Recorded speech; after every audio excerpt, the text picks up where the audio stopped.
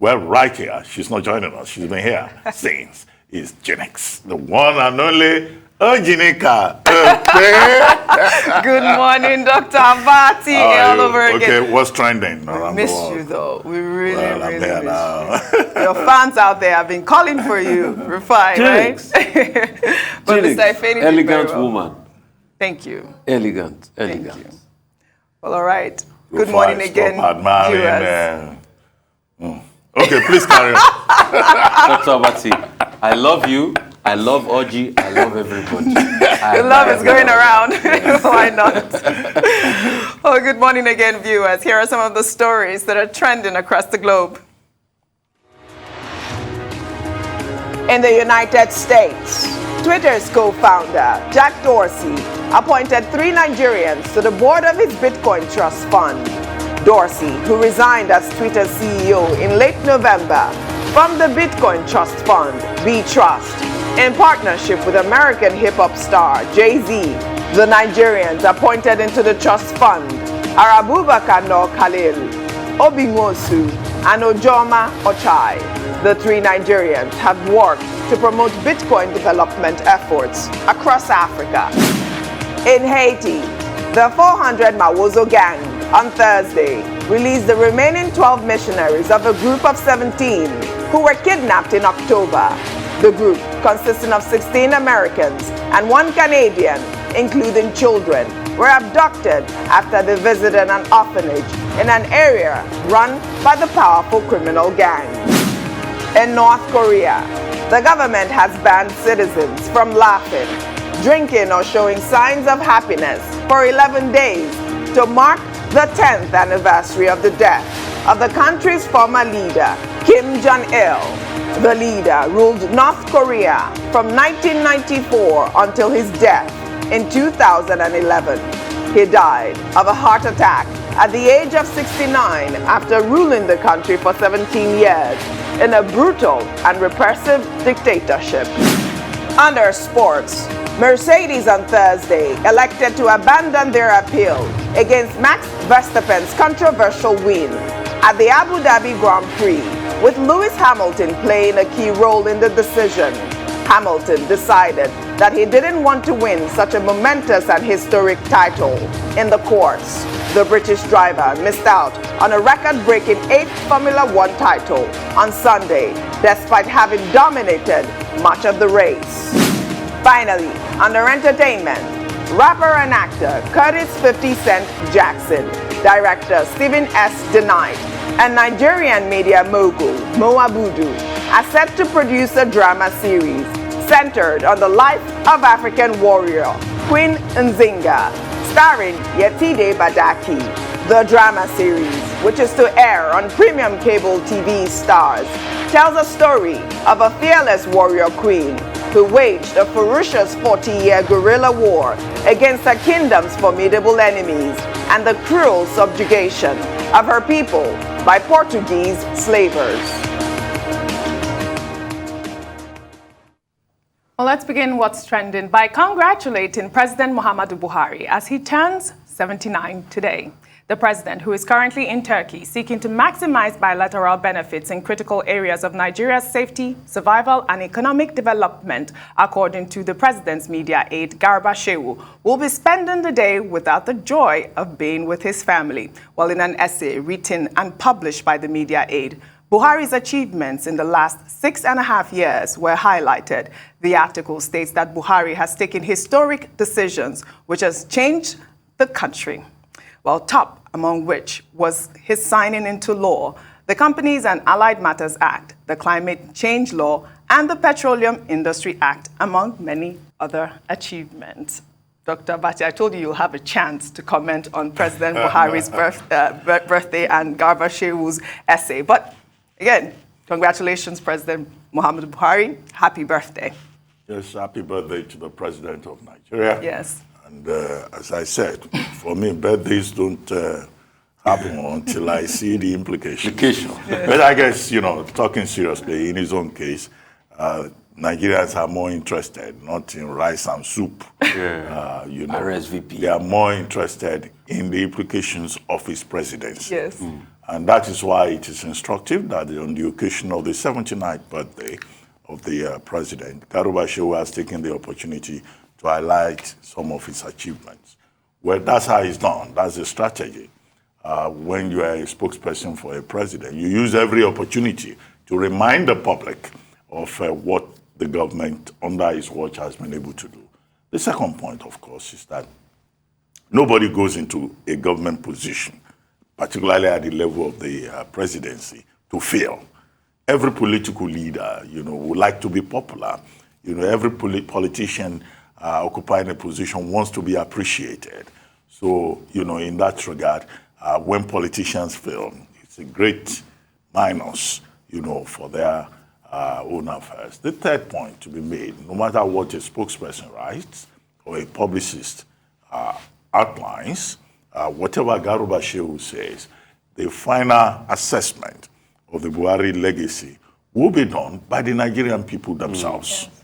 And, well, when you are in government, people may criticize you, but there's always an opportunity for a proper accounting, particularly from a position of a benefit of hindsight. So the jury is still out there. It's not Garba Shehu that will dictate to the Nigerian people what the president has been able to achieve. And in that regard, the point I want to make is this, is that public opinion is mixed. There are people who will support the president. There are people who will criticize him on the basis of whatever they see, they believe, or their own affiliations, whether they are part of the 95% or part of the 5%, and where they stand within the political spectrum. But there are certain takeaways. Let me go back now to Garba Shehu's piece. The point he made about certain critical legislation, like CAMA, Companies and Allied Matters Act. Yes, that's good. The point he made about the Petroleum Industry Act, a piece of legislation that has been before the National Assembly for decades, where he left out, I think, the National Disabilities Commission bill, which the president also signed into law. I think that was in 2018, 2019. But it's not enough to say the president has signed this into law, has signed that into law. What is the effect? Because the true test of any law is in its implementation. And I say this because of the example of, what is it called? The National Disabilities Commission Act. Now, a commission was set up, persons were appointed, money was put there. But we have nobody has pushed the needle, either at the federal level or the state level, with regard to, the plight of physically challenged people in Nigeria. Instead, what we have seen is people going to protest. Now, if that is going to form part of the legacy does not lie in the actual fact of signing. The legacy lies in terms of the impact, the achievement, the effectuation of the goals and objectives of that particular piece of legislation. And talking about legislation, there's this issue about the Electoral Act Amendment Bill, which is pending before the president. So much uncertainty because the president, after consultation with the Office of the Attorney General of the Federation and also the Independent National Electoral Commission, is yet to sign that bill into law. It will be 30 days by December 19. So what happens? Would the National Assembly veto the president? Would the president still act within the scope of what the law stipulates before the 19th? Because he can still get back to the National Assembly, maybe on the, on the 19th of December instant. However, there are other issues raised by Garba Shehu. He talks about what the president has done with regard to agriculture. And of course, there is evidence in that regard with what has been done by the central bank. Although in that regard, the Central Bank of Nigeria seems to have done more for farmers in Nigeria than the actual Federal Ministry of Rural Development and Agriculture. One of the paradoxes that we have had to deal with in that regard. However, for me to quickly summarize, the big concern for Nigerians will be what has the president done about the security situation in the country. when he took over, the belief by those who supported him, who promoted him, was that President Buhari, being a military chief, a man who rose to the position of general, would do better than civilian presidents in dealing with the evil of banditry and terrorism in Nigeria. Now, I don't know what Garba Shehu is saying in that regard, because what he is saying is different from the evidence of our eyes. He makes very strong claims with regard to the war against corruption, which was also a major target of the administration. And of course, he has ample evidence in that regard. So you may not quarrel with what he says in that regard. But how about the economy? As the economy fared better, the litmus test for any administration, it has to do with the welfare of the people. So are Nigerians better off today than they were in 2015? That is the question. Each person can respond to that on the basis of, their own welfare. But what I see is a raging epidemic of empty pockets. I don't know whether there's something in your own pocket, but what I see is a raging pandemic of empty pockets in Nigeria. And the fear that it could get worse before 2023 is frightening. Doctor, but there's nothing in my pocket. That's why you need to do Christmas for all of us. There are implications. Happy birthday to President Muhammadu Buhari. And it's a great day in his life. He's 79. By 17th of December next year, President Buhari is going to be 80. He will have crossed the life expectancy threshold in Nigeria for a man which is in the 50s. So we thank God for his life. But the question is, what legacies is he going to leave behind? And he should ask himself, as today is his birthday, critical, introspective questions. Because legacies matter a great deal.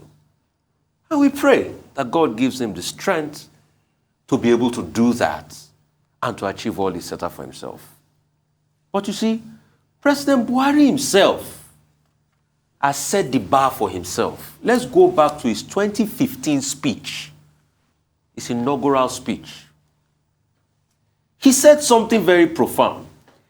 He said, but we cannot claim to have defeated Boko Haram without rescuing the Chibok girls and all other innocent persons held hostage by insurgents. Well done, Rufai. Have the Chibok girls been rescued? He also talked about the economy in this speech. He talked about every area. It's a speech I would like a lot of Nigerians to go and read. I think this speech is the marking guide. His inaugural speech in 2015, which famously said that for everybody and for nobody. I think that should be the marking guide of President Buhari's administration. If you want to mark him, read that speech and be ticking. He said this. Has he done it? He said that. Has he done it? He said he was going to fight corruption. Has corruption been fought? So mark him vis-a-vis also his successes, because public opinions will always be divided. Right. Some people will be for him, some people will be against him. But I think he himself, as the president of this country, which I pray for and I wish to do well, because I'm a patriot, because my country comes first, and I believe Nigeria can do well. He himself has set the marking guide for his administration, which was the first speech. And a lot of leaders fail to understand that your inaugural speech is your oath with the people, your covenant with the people. So please, Yorubas have a saying that there's still time to make up for lost time. Well, all right. We should go back to that speech. We should mark him based on that. But most importantly, happy birthday, Mr. President, in good health and vitality. OG, before you move on, Yes. Nigerians can be very mischievous. Somebody sent me a message saying that the president's junior sister is 86 years old, as alleged by the public. How do we reconcile this before the public? Well, we don't speculate on this public. The president is 79, and that's what we go with. So Well, all right. I don't know, when people start guessing people's ages and all of that. Where did they get that from? Wikipedia? I don't know. Well, all right. Let's take another story. The Nigerian Governors Forum has decided to write a book on solutions to governance challenges in the country. In a communique issued on Wednesday, December 15th, the forum resolved that each governor will write a chapter on their personal experiences in governance. The book is to help incoming governors solve the difficulties they encounter while governing their states. I mean, this story has caused a huge debate on social media at this point. People are asking about the different states. I mean, it was hilarious. They mentioned some states, which I don't know if I can mention right now. But do you think it's a good idea, Dr. Abati? Yeah, it will be an interesting book. I mean, for each governor to, tell us what they experienced, what they went through. I mean, it will be a useful thing. Yeah. As long as it's not a geography. Yeah. A geography is what I do not expect because, many people in government, they are just geographers. Yes. And I'm also hoping that those governors, will write their own stories themselves. Right. Principally to ensure the honesty of the presentation.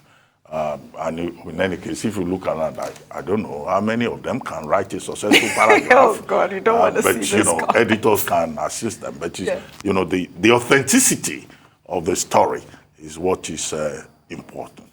So they want to write their own story. You tell your own story because history is constructed from the perspective of those who write. But whatever they say, at the end of the day, as I said with regard to the president, it is we the people, that proverbial, we the people, that will do their assessment. Yes. And that is what is more important from the perspective of historical accounting and audit. All right, because of time, we'll take another story, so you can discuss this. A video of a young man, Lekon Odunare, who committed suicide by jumping into the lagoon in Lagos has gone viral. The incident was said to have happened around 10 a.m. on December 14th around Okpe local government area of Lagos. In the video, the man filming the incident could be heard asking Lekon questions and got no response before Lekon took a plunge into the lagoon. Let's take a quick look.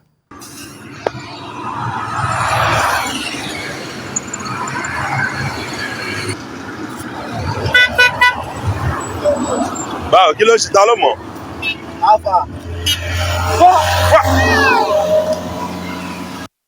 Rufai just interviewed Hafsat, who told us that she still has those suicidal tendencies.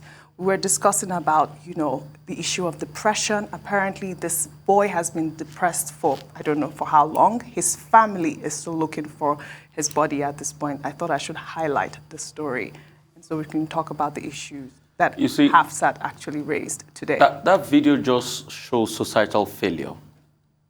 From the person that was videoing, you saw a man in that position. Was he there to play? What could he have done? You could have moved. Instead of videoing. You could have moved. Rather than videoing, you could have moved close to him. You could have sued him down.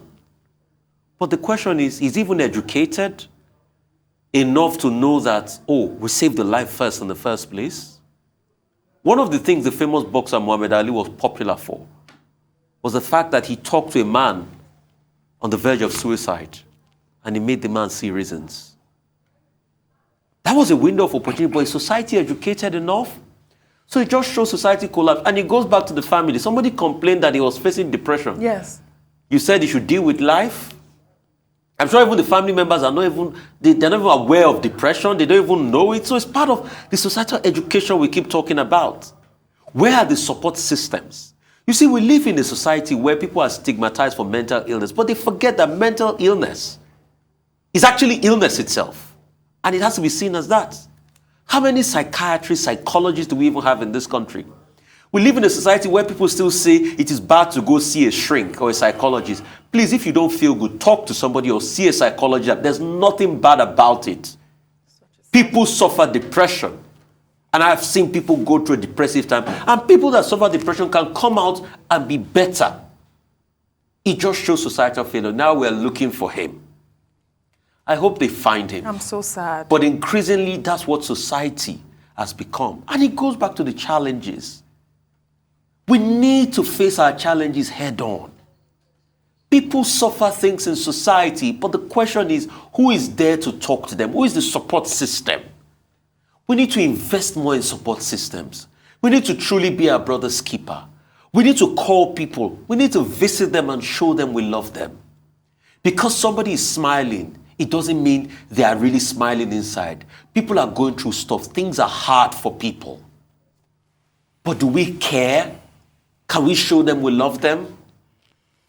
Dr. Bati, a quick comment. Well, very sad. I mean, it was difficult for me watching that video. I hope we don't show that kind of video too often, because it just makes you sad and ruins your day.